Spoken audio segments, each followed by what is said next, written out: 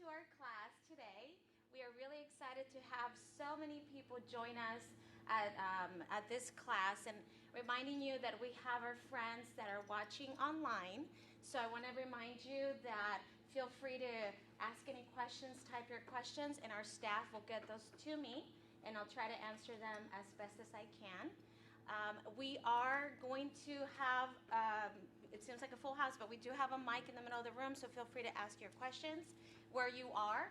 Just try to say them a little bit loud so that our friends who are watching can hear us as well. And I also try to repeat their questions as I get them, okay? So today's topic is, what is dementia? Anybody want to take a guess? What is dementia? That's why you're here, right? What's that? Form of Alzheimer's? Form of Alzheimer's. Memory loss. Memory loss, neurological something or other, right? Okay.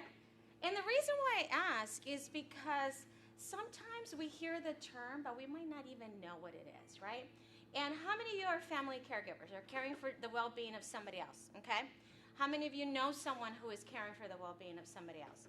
So this might be beneficial for you as well as the person that you are caring for, right? So I really want you to pay attention. When I found myself being a caregiver, caring for my aunt who had dementia, I really wasn't even sure what that looked like, because, you know, they say that once you meet a person who has dementia, you've met a person who has dementia. Everyone is so different. Every situation is different. Every symptom, their way that it manifests itself is different, and the way they react to the condition is different. So that is why it might look different for you than it does for her. Okay, so what I'm going to talk about, and I hope you can hear this. I try not to move so much so that we can be able to view everyone, but we're going to talk about some of the functions of the brain to get a little bit more of a better understanding regarding that. Understand some of the behaviors and symptoms associated with dementia. Compare what is normal and what isn't, because I get that question a lot. And what are the next steps? Okay? Yes? In this class also cover the Alzheimer? Yes. You're getting ahead of me. Yes, absolutely. Okay, so let's start with the brain. Anybody guess? Trivia question. Remember, I was going to make it very interactive. Trivia question. How much does the brain weigh? 2 pounds? Close. 5 pounds? Really smart over there. It weighs an average of 3 pounds. So if people tell you, wow, you're putting on a little weight, you say, thank you. Thank you. Yeah, so it weighs about 3 pounds, right? And the way it works, it's really interesting, right? Of course, it's covered by, all the tissue and the cranium and everything, right? But you see all those little folds? I can't point, but you see all those little wrinkles? The more wrinkles you have, the better. Think about that. We always try to get rid of our wrinkles, right? You're laughing, but it's true. The more wrinkles you have in the brain, the better. The more folds. That means that you have a lot more connections that are being made. And it's never too late to learn new things, okay? So I just want to remind you that, and that's why we're here today. So the brain. The frontal part of the brain, the frontal lobe, is the area that helps you with cognition, right? It is what helps us make decisions, judgment, right? Good and bad decisions. A lot of that happens here, okay? The back of the brain, the occipital lobe is that kind of the function of the eyesight, and that's why, when we get our eyes tested and they look in the back of the brain, the back of the ocular, in near region, it's here. We also have mobility, right? So if I walk, and I'll try not to move too much, but if I'm walking, I'm not even thinking, right? I'm putting one foot in front of the other, and my arms are swinging, but I'm not even thinking about it, right? It's the brain working in tandem with the body.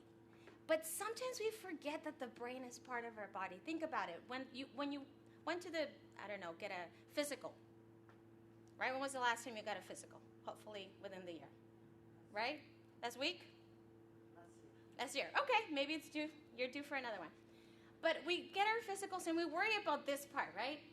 Oh, I have some pains here, I have some aches there, and, have problems with my foot or whatever. But we forget about the brain and the head, which is connected. The brain connects to the body, and the body responds to the brain. That's how we get our connections. And I know it's very elementary and very rudimentary, but I'm getting somewhere with this. Okay? So that's the brain. And then right here we have, the brain stem. And this is kind of our primal area, right? This is the part of the brain that helps us with our fight and flight, response. It's what keeps us safe when we're walking down the street and we hear maybe a car coming really fast and we get out of the way, right? And it sends the message to make sure that we stay safe. So if you think about it, messages that get from here all the way to here, all the way to here, they're happening in instants. When something is blocking that connection, that message doesn't get across. And therefore, our cognition, our cognitive decline, is what we see in people who have dementia, for example, or Alzheimer's. Okay? So the veins. Again, look at this, right? Veins that come all the way from our body to the brain. Put your hand over your heart for a little bit. Can you feel the beating of the heart? If you don't, raise your hand and we'll call 911. You're not feeling it? Okay, good. Yes, so you can feel it, right? The pulse. With every beating of the heart, your body, your blood is circulating through the rest of the body and sending oxygen to your body, including the brain. Quiz. How much of the blood pumping through the body gets sent to the brain and oxygenates the brain? 100%? One more guess. 60%. 25%. So, if we have conditions such as, hypertension or diabetes or some sort of cardiac-related, symptoms, then that might have a blockage. That might create a blockage to the circulation of the brain that oxygenates the blood vessels. So again, it's all connected, right? It's all connected. So now we're getting into the inside part of the brain, right? The microscopic part of the brain. And this is, to me, so interesting because we don't see it. How are your neurons today? I have no idea. I know they're there, right? This is what it looks like, and I hope I'm not blocking here. But this is what it looks like. So these are our neurons. And you see all those little fingers, all those little fibers? They connect with other neurons. And what they're going to be doing is they're going to be sending information to each other. Okay? And if you see, and I'm sorry I can't point, but it doesn't, for some reason, it doesn't show up on the television. You see how they're kind of brighter? It's that electrical current that is happening that gets charged up when a connection is being made. Yes, or signals, absolutely. Think of like a phone, right? When the phone rings, right? Maybe it lights up, right? It tells you there's an incoming call. Similar situation. Those connections are called synapses. And those synapses, when they connect, transmit information. So when you were growing up, when you were developing from a baby to a toddler to, elementary school child to an adult, you kept making those connections, right? To the point that when you write your name, you don't think about writing your name, right? My son right now is learning cursive, and I can see his little brain working because he gets the A, and he puts the little, leg and everything. We don't do that, right? We just write it. We know how. but he's making those connections that eventually become routine. So all of this is happening at the molecular level, right? At the cellular level. And we have about 100 billion cells in the brain, and they make about 3 trillion connections. You're all very smart. You're probably full of wrinkles, but you don't even realize it. So this is great, right? And as we learn a new language, as you come here and you learn something new, you're adding to those synapses, to those connections, to those wrinkles. Okay? Any questions on the Biology 101? Okay, so now we're going to go to really the overall term of dementia. And the reason why I have an umbrella, what do you think it is?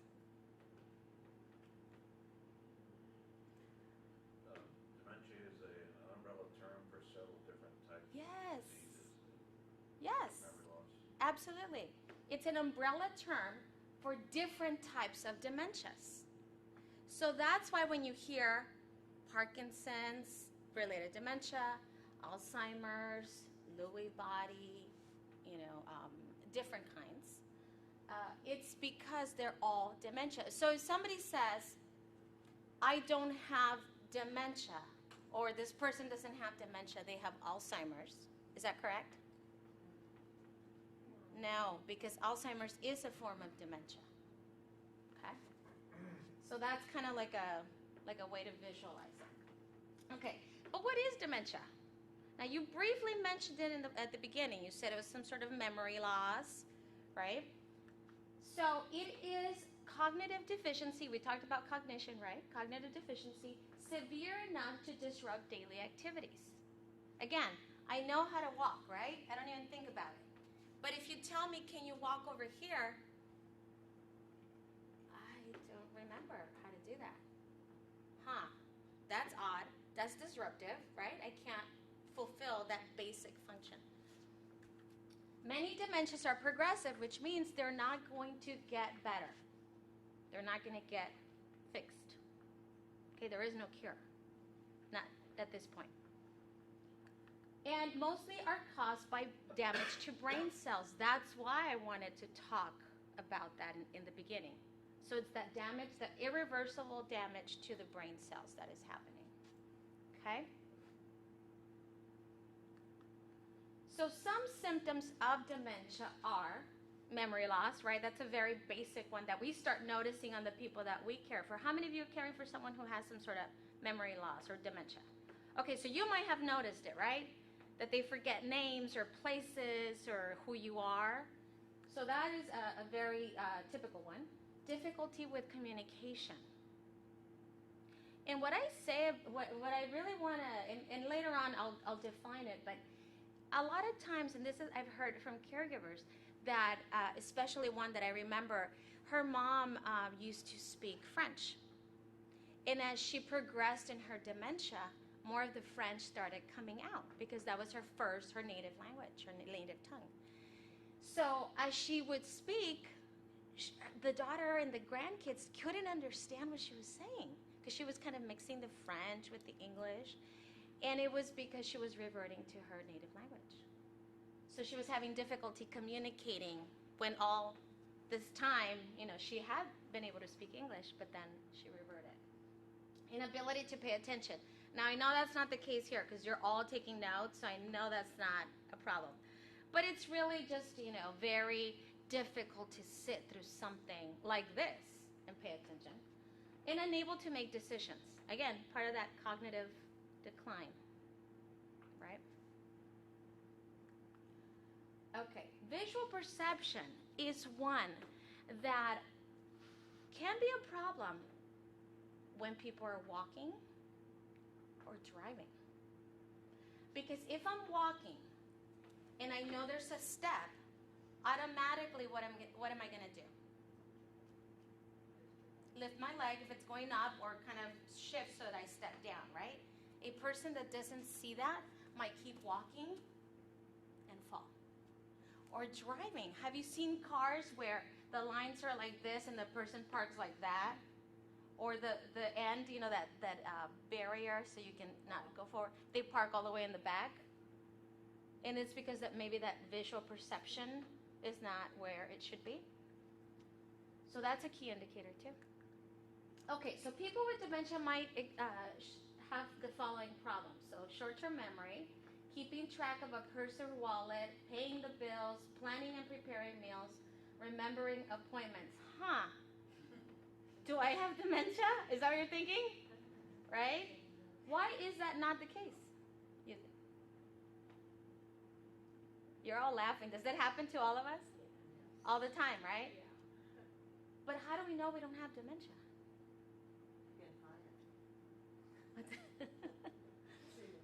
We can go back and track, right?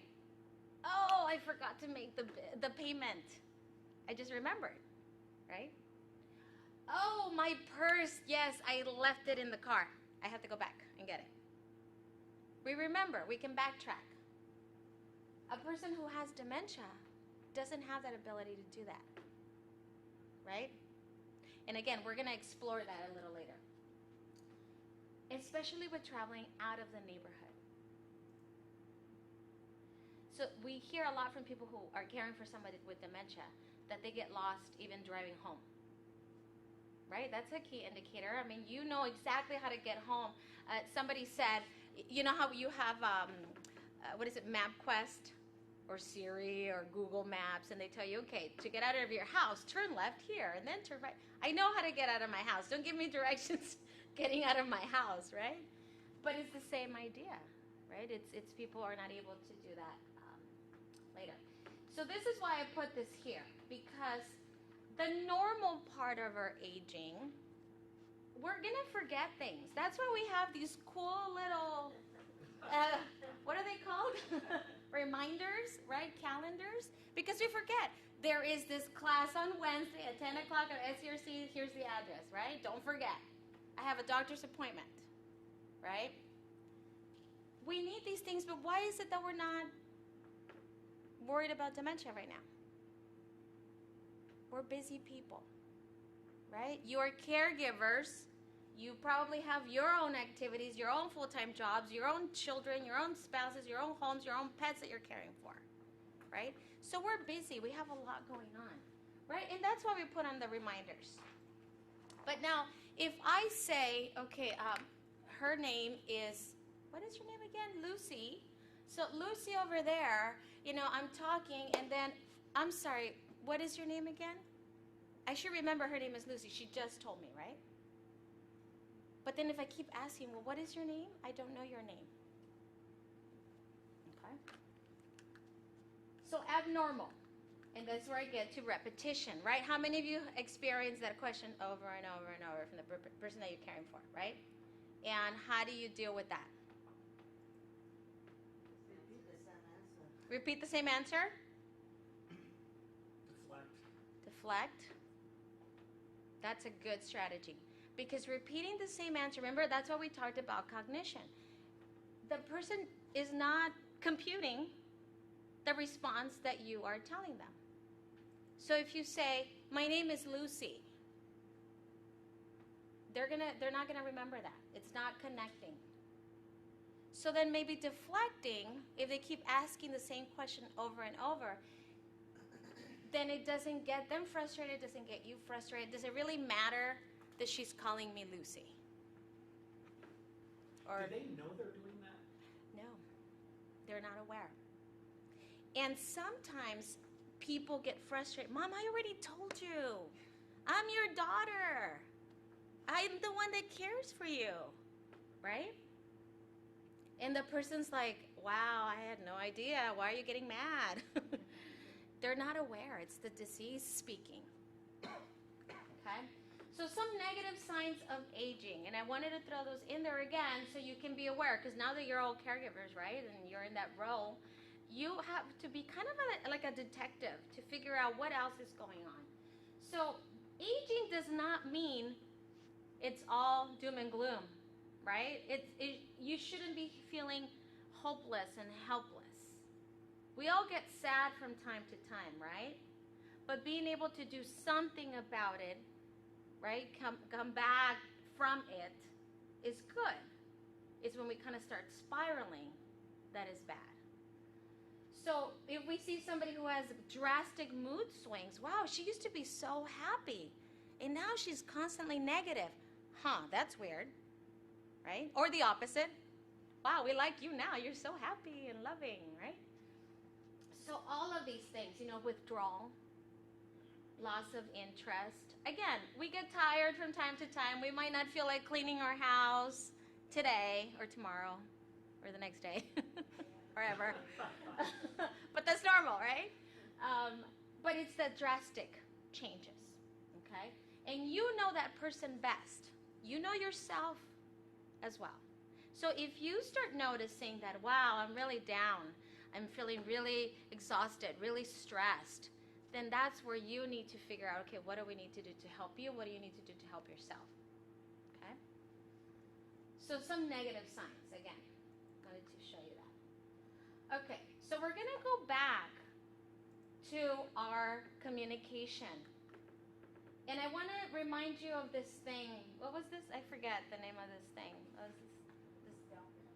Was it cell phone? It would get hardwired to the wall? Phone, right? Yeah, that's so weird. Yeah.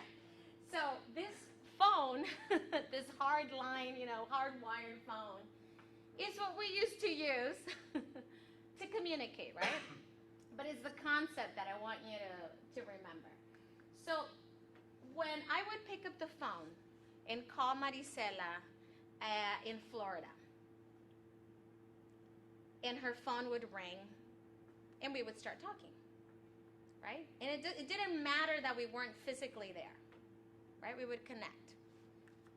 But that is what's happening at the neurological level, right? Those connections that we talked about earlier. One is talking to the other. So now I know her name is Marisela. It's the new information that I got. She works at SCRC. I know what she looks like. That's the new information that I'm gathering. So now when I see her, I know exactly who she is. But when that line is severed, that communication is not transmitted. And it doesn't matter that I'm looking at her and looking at her, I still cannot understand if I have dementia. And I say and explain it like this because a lot of times caregivers come to us and they get really frustrated. And they said, Mom, I keep telling Mom that this is who I am, or this is where we are, or this is what you need to do, and she doesn't understand. But that is what's happening. Okay? So what is the most trivia question, most common form of dementia?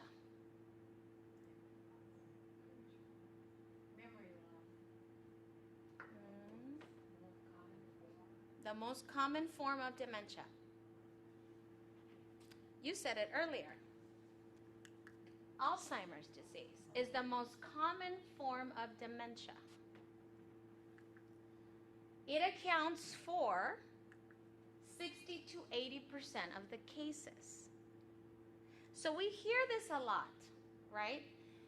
In the news, in service providers, people who we work with. Not necessarily that everybody has Alzheimer's, but it's the most prevalent, okay? And the second most, can anybody guess?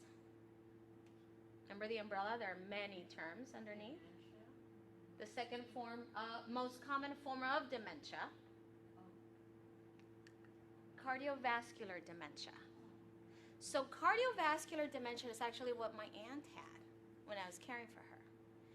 So because she had small infarcts in the brain that happened on a regular basis many, many times, the blockages that were occurring at the neurological level ended up preventing her from being able to remember things, communicate adequately, deduce what needed to happen.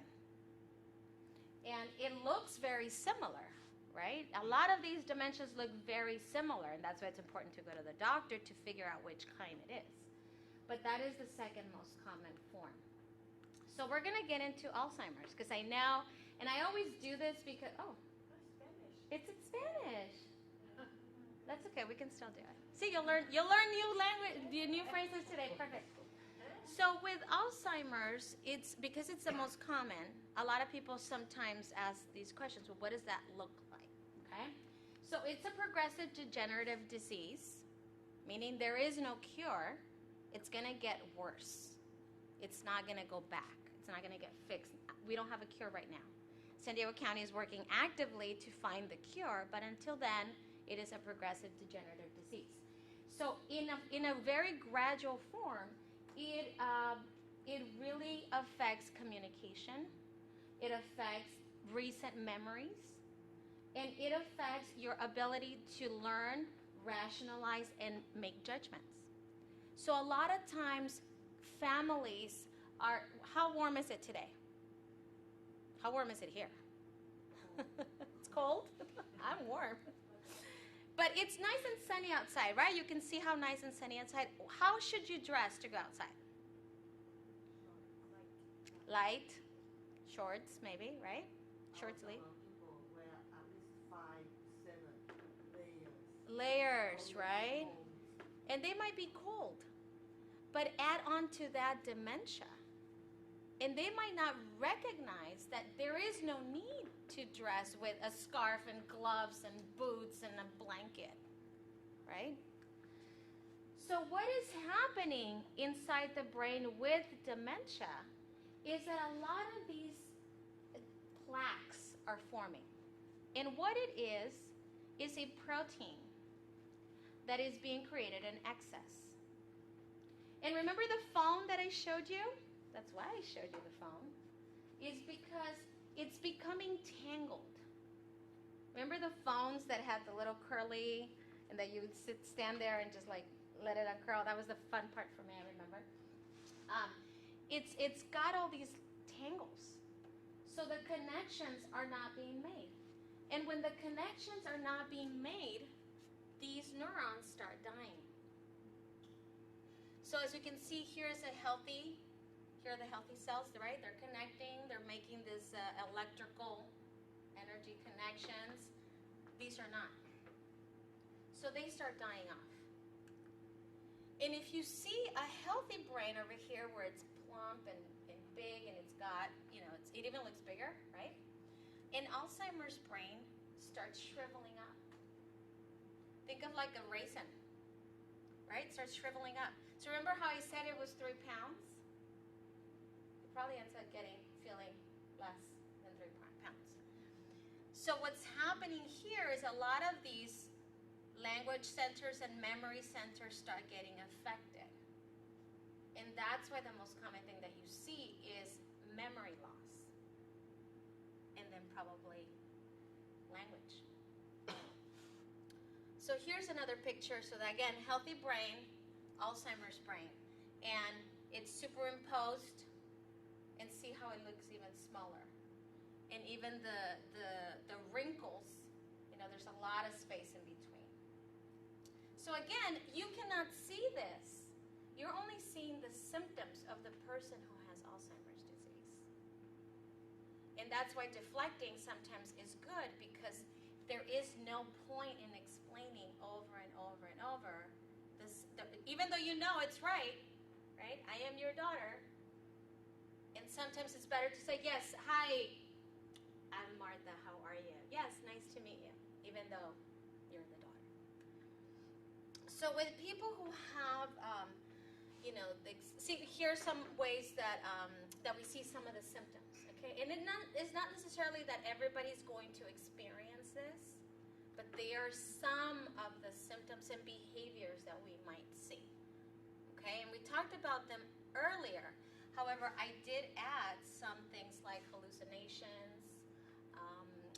I remember my aunt used to think that the shadows, were insects or snakes or cats that were crawling, because that's in her mind, that's what it makes sense. Does that happen to you? You're nodding, so you might have seen that. Some people become very aggressive. They can no longer tolerate being in a birthday party with other people, even though it's a happy occasion. So I say this because sometimes caregivers really need to adjust their outings, right? Especially, let's say, Thanksgiving or a birthday party or end of the year holiday parties, right? And you want to get together and come and see Grandma. And Grandma's in no mood to be with people. It's too much. It's overstimulation. So then as caregivers, we have to be aware of that and maybe scale it down a little bit. Okay? So I'm going to talk about the 10 warning signs because as caregivers, this might be helpful if you notice some of these. So feel free. I'll try to go slow so you can write them down. So the first one is memory loss that disrupts daily life. Okay? And again, we talked about, maybe not even knowing what to put on as you're going outside. Challenges in planning or solving problems.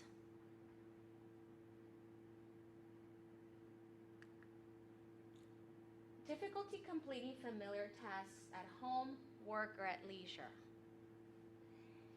How many of you know how to make, spaghetti? How do you make it? Boil water. Then what? Noodles or spaghetti. Pasta. Right? And then what? Then you drain. Yes. Sauce and you drain the water. Okay. What else? We're in Ragu. You don't make your own sauce? You don't go pick the tomatoes? Grill the meat, right? If you're putting meat in it, right? So we all agree. Those are very similar. Whether you put meat or you use ragu, okay, but we know how to do it, right? If a person who knows how to do that and did that for many, many years and all of a sudden has no idea how to make spaghetti, that's a key indicator. Confusion with time or place. Quick, pop quiz. What is the date today? No looking at your phones or calendars. 13. Of? Year? You all pass. What if I told you today is November 16, 1965? No. It is November 16, 1965. Yes, it is. No. Yes. Oh, yes, it is. Oh, okay, thank you. Yes. Good. Right? I mean, it's sometimes people get to that point. And so you have to deflect. Absolutely. Trouble understanding visual images and spatial relationships. We talked about the parking. We talked about, the shadows. New problems with words or speaking or writing. What is the thing? Can you hand me what is that thing? The phone, yes, the phone. How many times has that happened to us? What is her name? She told me about that book. I can't. And then it's midnight and you remember the name of the person and the name of the book, right? Right? But you remember. But it happens to us. But what if I go, What is this? Right? What is that for? Misplacing things and losing the ability to retrace steps. We talked about this, right? It happens to all of us. Who has never lost keys or wallets? You're lying if you raise your hand. Decreased or poor judgment. We talked about that. Withdrawal from work or social activities. And not as a, temporary, I don't feel like it today. But just on a more obvious daily basis. Changes in mood and personality.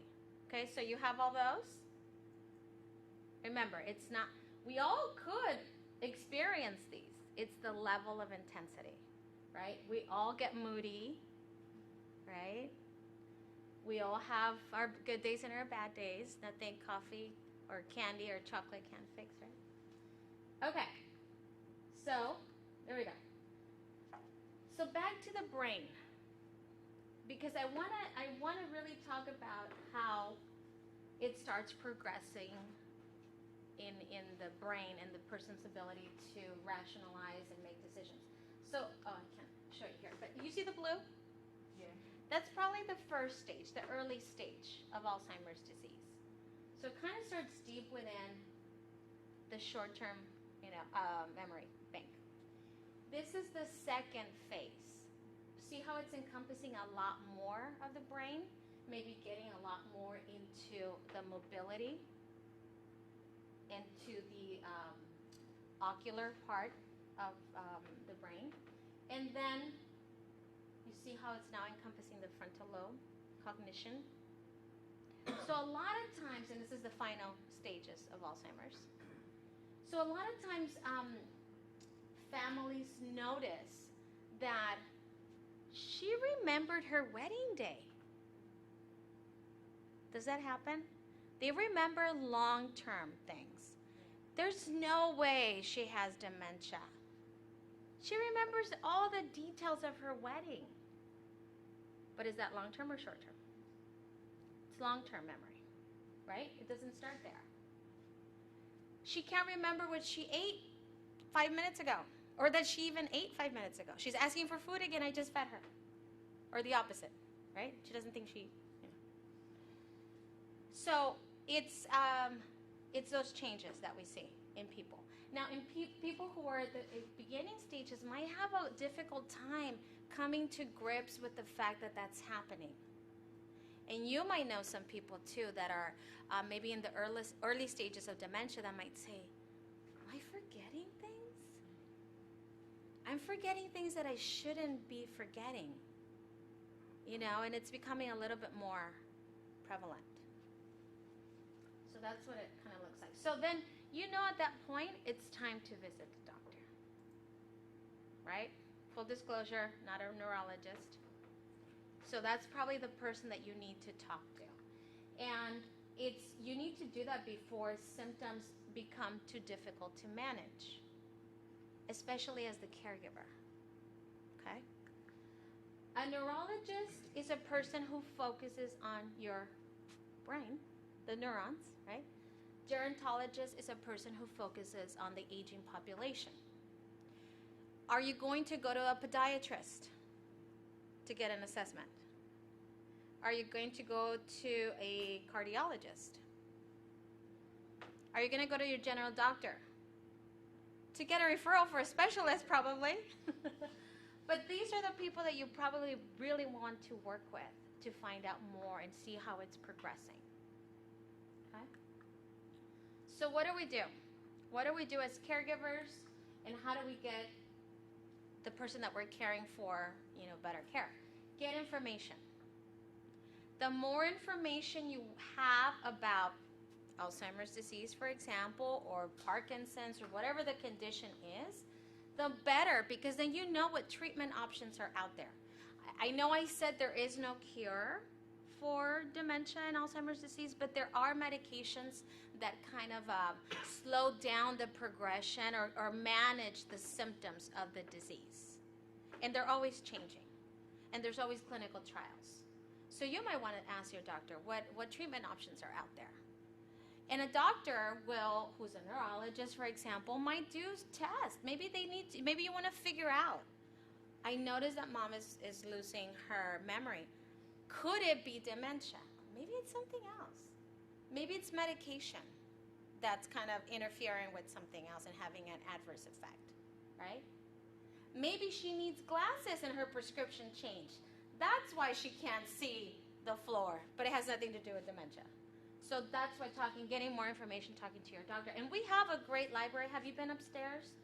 So if you go upstairs to our lobby, there is a library with books, with videos, DVDs that can help you with different topics and get more information. Okay? Connect with community resources. How many of you had ever heard of SERC before coming here? Really? Okay, we need to do a tour before you leave. Because we are the organization that focuses 100% on the family caregiver, which is you. It is who we have been focusing for 30 years. Because we believe that in helping you, you are able to help the person that you're caring for. What happens if I'm stressed and I still have to take care of my grandmother who has dementia? Whenever she asks me those questions, I'm going to snap, right? I'm not going to do what you did. Yes, it is. November 16, 1965. Yes, it is. Right? I'm going to get upset. Is this organization in other parts of California or the country? Yes. Okay. Yes. There are 11 of us in the state. Ah. And I can give you that list if you're interested. Because what happens sometimes is that you might be here, but your siblings are in Northern California caring for mom who lives in Florida. So we can still help you. And then your siblings could also go to the other places. And collectively, you're able to help mom. That's the idea. Okay? I know it's easier said than done. Believe me, if Costco would sell patience in a bottle, I would be buying gallons. But that's why we need to find strategies to help ourselves be calm and patient and better understanding of what's happening as we're caring for that person. Find new ways to face challenges. I tell caregivers, there's nothing you can do about the situation that you're in, right? You are caring for that person because you love that person. Am I assuming correctly here? Yes. And that is very noble, and that's very admirable, and that makes you a great person. But it's not easy. I recognize it's not easy. And it's okay. We just need to know how to confront those challenges, right? Expand your network. You have now, all of you, been introduced to SCRC, and I'll tell you more about the services. So that could be part of your network. You could talk to each other and see who else is in the same similar situation as you are in. Okay? It's very important to ask for help, but also to accept it. I know it. We all want to do it all, and nobody can do it as best as I can because I know exactly how she wants her coffee. But if that's something that I don't have to do, that somebody else can help me, why not? Let them help me. Okay? And then take care of ourselves. Again, if we don't take care of ourselves, then it's going to be, who's going to take care of that person and me? Now we're going to need another caregiver to take care of both of us. Right? And sometimes that happens. So what I want to do is, if you haven't already, and maybe Marisela can help me, how many of you have a brochure? I want to go over the brochure with you so that you leave knowing a little bit more about the information that we have, okay? So Southern Caregiver Resource Center, like I said, focuses 100% on the family caregiver. If you give us a call and you say, I'm caring for my mom, and I don't know what's going on with her, but she forgets things. You don't have to have a formal diagnosis. As long as that person is over 60 and needs assistance with at least 2 activities of daily living, like bathing or cooking, etc.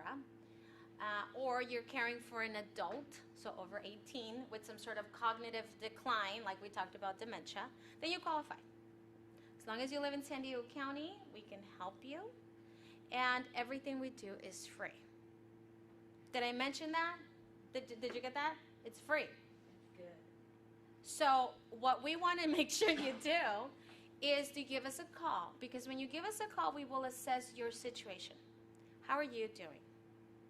Oftentimes we call and we say, no, it's not about me. I'm trying to help mom. Okay, good. But how are you doing? What can we do for you? How can we help you? What is your situation? Develop that care plan to help you care for mom or dad or whoever you're caring for, right? And together we do that. We hold your hand throughout the journey, which can be very challenging.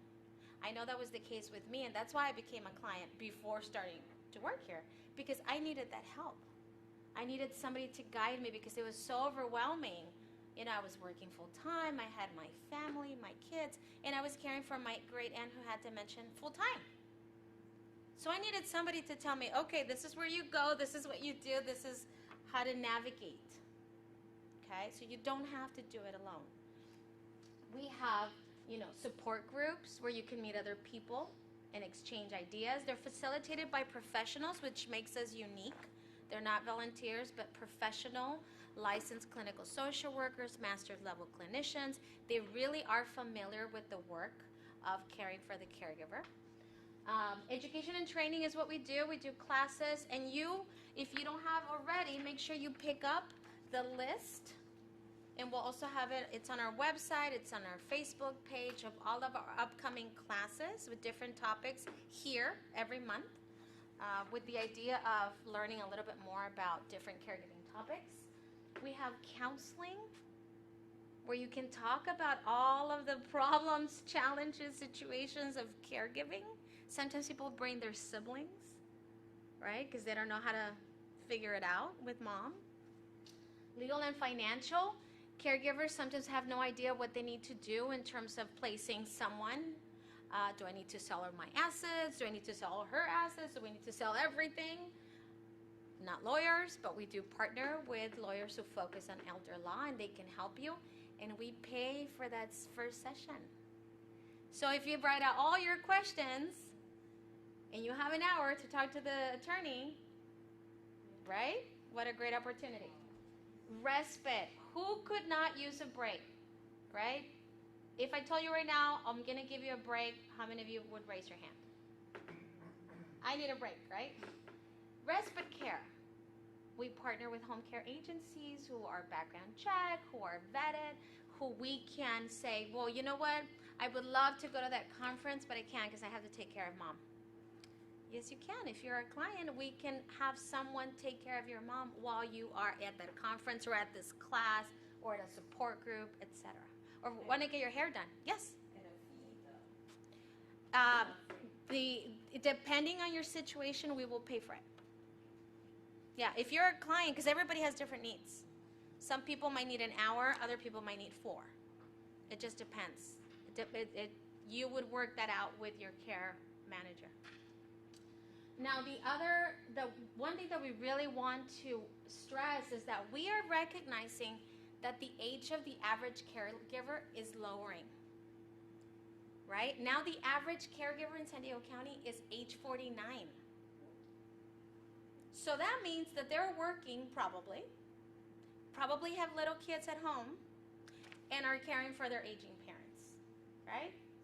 So probably somebody like me, although my kids think I'm 24, so I'm going to go with that. But you have a working caregiver, right? And a working caregiver has less time to go to a class and a conference and, trainings. That's why we're doing live stream. That's why if you go to our website, you have different 1-minute videos that you can access right now if you wanted to. They're literally 1 minute. So if you say, I don't have time, do you have a minute? Are you waiting at the doctor's office? Because you could watch it on the, what is this called again? On the phone, right? Or on your laptop. Or at night, you finally get to bed and you can watch a video. Click on it, 1 minute. That's the idea. We also have podcasts that you can listen to and different topics related to caregiving. Because again, we really are recognizing that the caregiver is getting younger and they're in that sandwich generation. And people don't have time. We're busy, right?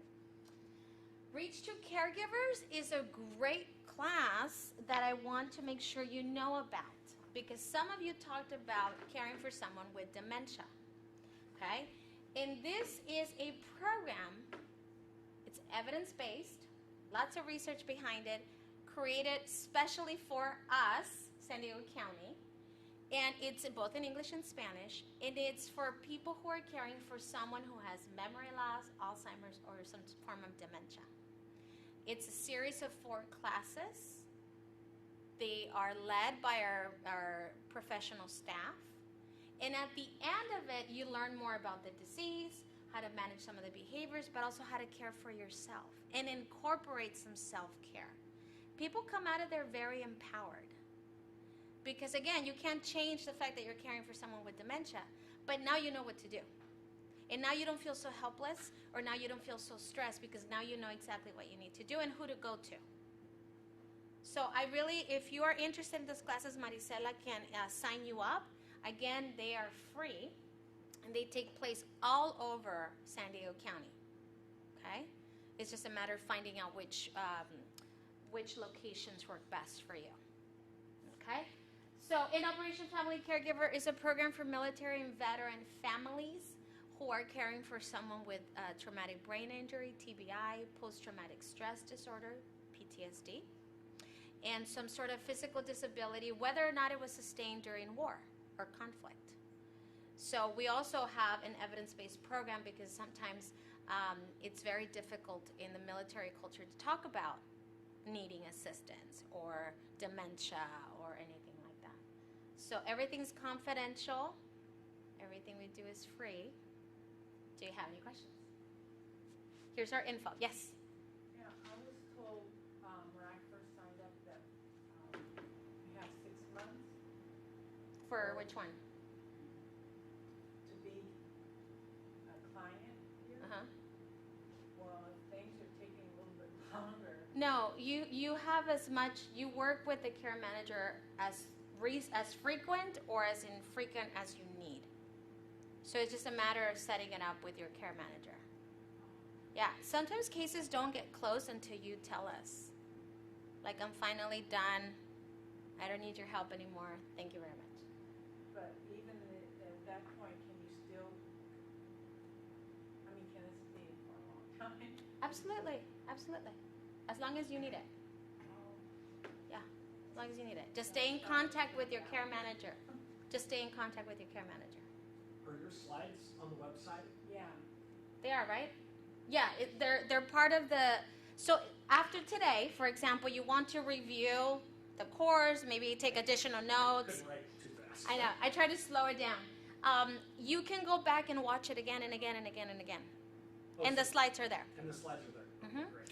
And you can share it with your siblings.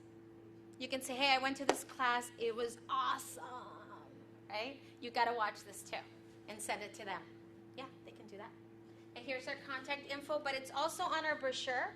I also want to let you know that we have a benefit concert coming up this summer, and you're all invited to attend. Just go on our website. We will have a series of musicians, some of who are caregivers, and we'll be talking about their story. But it's something fun, House of Blues. Maybe you want to kind of let your hair down and, you know, kick off your shoes and dance to some fun music. Take your friends, get some respite, right? Take care of yourself. So feel free to take one of these postcards and give us a call. And then again, if you're interested signing up for the classes, you can do so. There's links that you can do electronically.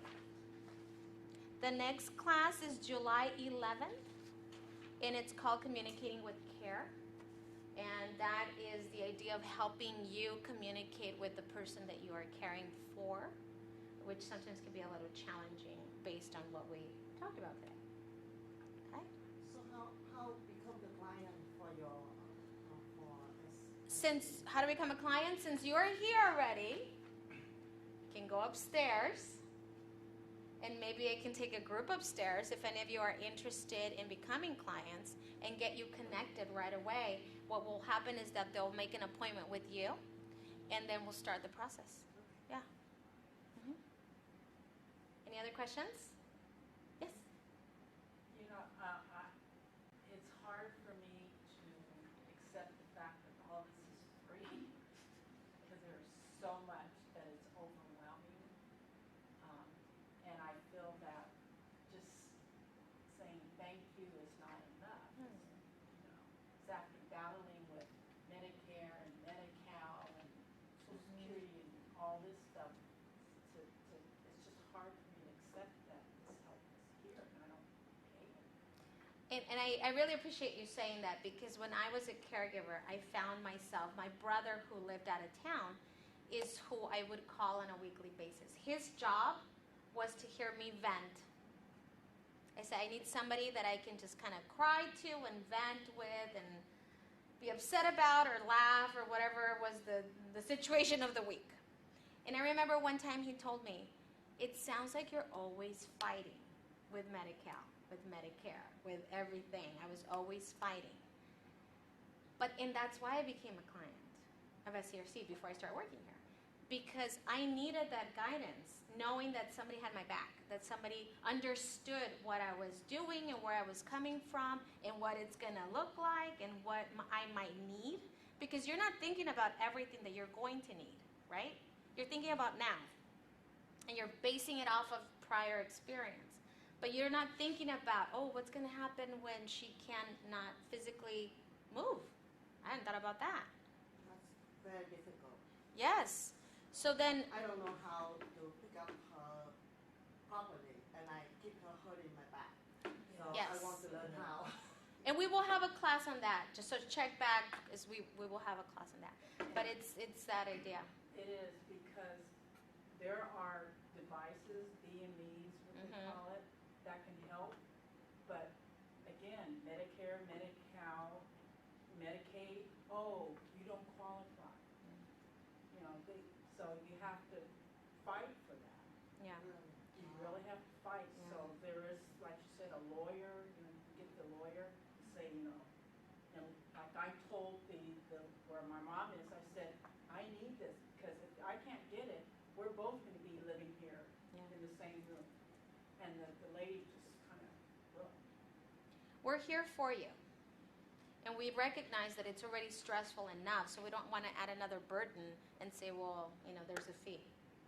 So we even want to come to you. So if you cannot come here, that's why we're doing live stream. We can go to you. We can meet you at your home. We can meet you at your place of work or wherever you agree with the care manager. I used to meet my care managers when I was a client at a local coffee shop. That's where we would meet. And she would give me the information that I needed, the assessment, the counseling, whatever I needed, and I didn't have to come all the way over here. So we recognize, we want to make it as easy as possible, but we want you to take advantage of the services and connect with us. And then also, I just started, but when you go through that intake interview, all the information that you talk to, pretty much, they send you this packet that gives you a lot of information. That's why I'm just overwhelmed because I'm not paying for this. Yeah. Well, that's the idea, to help you. Thanks. Thank you. Thank you. Thank you. Thank you for being here. And again, if you want to come up with me, I can take you up back to the lobby and we can connect you. Start now.